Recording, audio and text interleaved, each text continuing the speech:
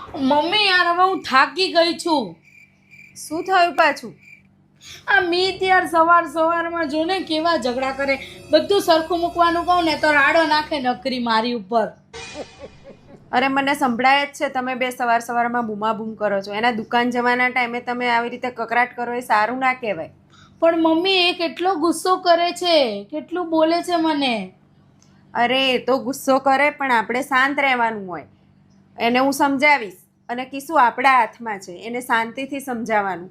પ્રેમમાં એટલી તાકાત છે કે પથ્થરને પણ પીગળાવી શકે છે. અને એકને ગુસ્સો આવે ને તો એકને શાંત થઈ જવું પડે.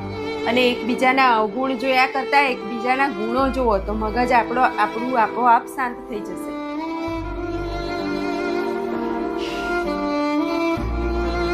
માણસ બધા જ દુઃખ સહન કરી શકે છે પણ જે ઘરમાં કકરાટ થાય ને એનાથી એ માણસ સહન નથી કરી